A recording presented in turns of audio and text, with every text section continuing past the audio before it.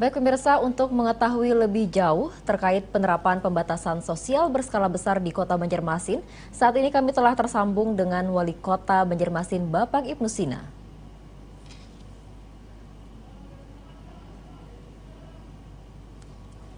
Baik, selamat sore Pak Ibnu Sina. Halo Pak Ibnu. Selamat sore. Pak Ibnu Sina, selamat sore. Ya, Bisa dengar suara kami Pak? selamat sore Rizky dan Rizky. Ya, baik. Pak Ibnu, bisa Bapak jelaskan lebih jauh terkait penerapan pembatasan sosial berskala besar di Kota Banjarmasin? Apa yang boleh dan tidak boleh dilakukan oleh warga Kota Banjarmasin, Pak Ibnu? Ya, seluruh pemirsa TVRI dan juga pemirsa, sesuai dengan Surat Menteri Kesehatan Republik Indonesia nomor 262/2020 bahwa Kota Banjarmasin diberikan izin untuk melaksanakan pembatasan sosial berskala besar, dan ini menjadi semacam payung hukum bagi pemerintah kota untuk melaksanakan berbagai macam pembatasan sosial.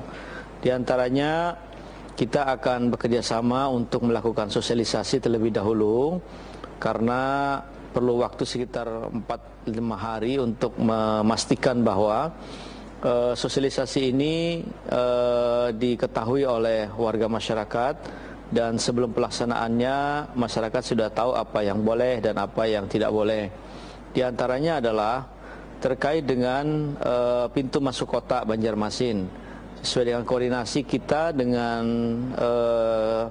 Polresta Banjarmasin, kemudian Satpol PP Kota Banjarmasin, Dinas Perhubungan, dan juga dengan Kodim 1007 Banjarmasin, kita akan membuat semacam posko perbatasan, di mana nanti kepada warga yang keluar masuk Kota Banjarmasin akan ada pemeriksaan, terutama dalam masa sosialisasi, mungkin dengan memanfaatkan posko yang ada atau yang lebih luas di Samsat Kota Banjarmasin, akan diberikan semacam edukasi terlebih dahulu, sehingga dalam pelaksanaannya nanti masyarakat juga akan tahu gitu. Nah, kemudian itu di pos pintu masuk kota ya, termasuk yang posko di Handil Bakti dan sekitarnya. Nah, kemudian kita juga akan membuat posko induk di Balai Kota, kemudian ada pos dapur umum di 5 kecamatan di seluruh Kota Banjarmasin.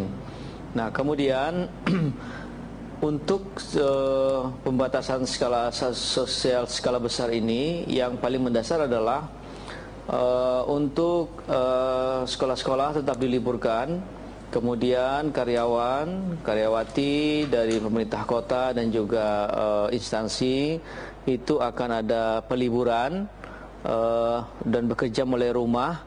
Kemudian nanti yang diperbolehkan ada pengecualian, yaitu perbankan, kemudian yang melayani kebutuhan dasar seperti air, PLN, ya, kemudian juga terkait dengan kebutuhan bahan pokok itu memang tetap diperbolehkan, karena ini sifatnya bukan karantina wilayah yang kemudian tidak boleh melakukan apapun, tetapi ini lebih kepada pembatasan sosial, karena artinya pembatasan dibolehkan tetapi dengan pengecualian-pengecualian, termasuk juga untuk memenuhi kebutuhan pangan masyarakat seperti pasar, kemudian pabrik-pabrik, kemudian pasokan-pasokan logistik, itu tetap diperkenankan untuk melaksanakan kegiatan dengan pembatasan di beberapa sisi. Nah, kemudian lagi yang tidak boleh adalah dengan pengecualian, yang tidak boleh adalah terkait dengan kegiatan yang sifatnya kegiatan budaya, kemudian mengumpulkan banyak orang, baik di rumah ibadah dan juga di kegiatan-kegiatan akademik, itu dilarang dan dikurangi betul. Jadi itu diantara yang dibolehkan, yang tidak dibolehkan dalam pelaksanaan PSBB di Kota Banjarmasin ini. Tidak diperbolehkan untuk dilakukan Pak ya. Apa konsekuensinya bagi warga yang melanggar Pak? Ya. Ya, konsekuensinya adalah paling tidak kita memberikan edukasi terlebih dahulu. Kemudian misalnya nanti di dalam perwali, ya, surat Menkes ini akan ditindaklanjuti dengan perwali untuk membatasi lebih detail. Artinya ada ketentuan-ketentuan yang dibolehkan dan tidak dibolehkan dalam perwal. Nah, oleh karena itu ketika misalnya menggunakan masker, maka semua yang masuk kota Banjarmasin itu wajib menggunakan masker. Bagaimana kalau kemudian tidak menggunakan masker? Nah, yang tidak menggunakan masker dalam masa sosialisasi akan diberikan edukasi, dikasih masker, kemudian lagi diingatkan. Tapi nanti pada saat penerapannya, ya siapapun yang masuk kota Banjarmasin, kalau tidak menggunakan masker maka tidak diperkenakan untuk masuk kota. Nah, kemudian di dalam undang-undang terkait dengan kedaruratan karantina kesehatan, memang ada aturan ketentuan yang berkaitan dengan sanksi pidana.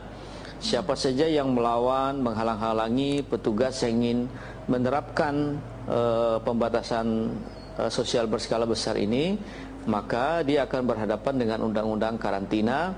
Di situ ada ancaman 1 tahun penjara dan denda 100 juta. Nah, kemudian lagi dengan koordinasi dengan aparat keamanan, Satpol PP nanti akan terus memberikan edukasi sampai pada penegakan hukum apabila tidak sesuai dengan ketentuan di dalam peraturan wali kota Banjarmasin tentang pelaksanaan PSBB di kota Banjarmasin. Ya, baik Pak Ibnu. Sementara itu lebih jauh Pak, bagaimana dengan warga yang dari luar kota Banjarmasin saat penerapan PSBB, Pak Ibnu? Ya, memang di pintu masuk kota akan ada pemeriksaan, tetapi mudah-mudahan tidak terlalu menghambat proses keluar masuk. Hanya memang nanti akan ada pemeriksaan oleh aparat keamanan, termasuk juga dari tenaga kesehatan dari pemerintah kota, baik dari tenaga medis ataupun juga tenaga puskesmas yang diperbantukan. Paling tidak yang kemudian dilakukan adalah terkait dengan pemeriksaan suhu tubuh, kemudian kelengkapan lain dalam perjalanan.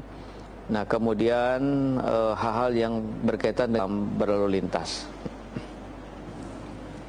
Pak Ibnu, penerapan PSBB tentu dilakukan atau diterapkan berdasarkan tingkat penyebaran yang tinggi dan pertimbangan lainnya berdasarkan kesiapan pemerintah daerah dalam aspek sosial dan ekonomi. Apa yang sudah disiapkan pemerintah Kota Banjarmasin dalam pelaksanaan PSBB, Pak Ibnu? Ya, memang ada 4 dampak yang harus kita antisipasi. Pertama, dampak kesehatan, kemudian dampak sosial, dampak ekonomi, dan dampak keamanan. Nah, ini akan kita simulasikan nanti bersama-sama dengan tim gugus tugas Kota Banjarmasin untuk pelaksanaannya. Simulasi terkait dengan Sispamkot nanti dikoordinir oleh Polresta Banjarmasin, sistem pengamanan kota berjenjang sampai tingkat kecamatan, tingkat kelurahan, RT, RW. Kemudian lagi yang kedua adalah terkait dengan antisipasi dampak sosial dan dampak ekonomi.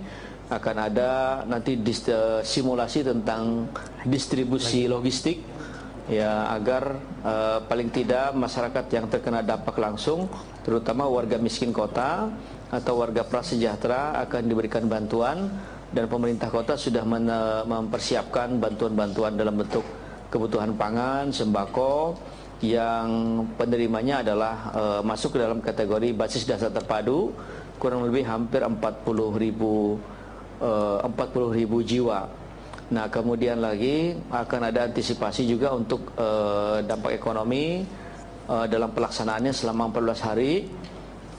Bagaimana yang tidak bisa bekerja, bagaimana yang kemudian apabila terjadi kejadian misalnya ada masyarakat yang ODP, kemudian hasil rapid test dan sebagainya, maka akan ada standar-standar operasional prosedur atau SOP yang sudah disepakati dalam pelaksanaannya.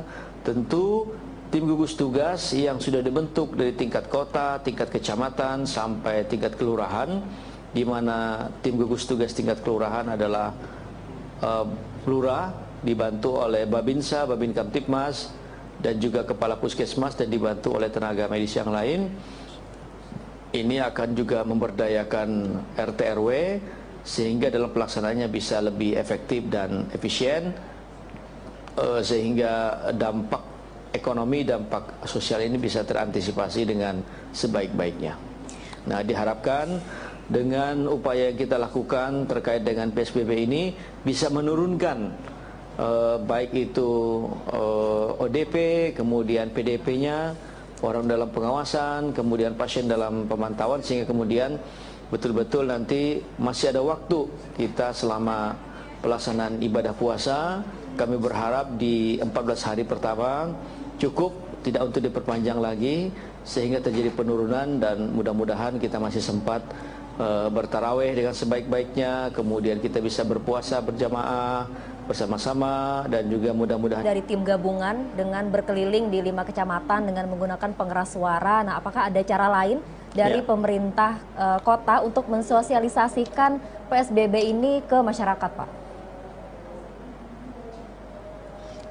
Ya, memang kita menggandeng Majelis Ulama Indonesia, tokoh agama, tokoh masyarakat, termasuk juga infrastruktur RT RW untuk menyampaikan persiapan terkait dengan penerapan PSBB di Kota Banjarmasin, sehingga dalam pelaksanaannya bisa mendapatkan dukungan dari seluruh warga kota. Kemudian juga tetap berada di rumah, dia kumpul-kumpul, kemudian mencuci tangan dengan sebaik-baiknya, dan yang paling penting adalah menjaga jarak sosial di antara kita, sehingga kemudian apabila di sekitar warga itu ada yang sakit, harap segera datang ke puskesmas. Baik, Pak Ibnu. Dan bagi warga yang positif jangan sampai dikucilkan. Baik, terima kasih Pak Ibnu Sina atas penjelasannya. Dan pemirsa, demikian penjelasan dari Wali Kota Banjarmasin Ibnu Sina.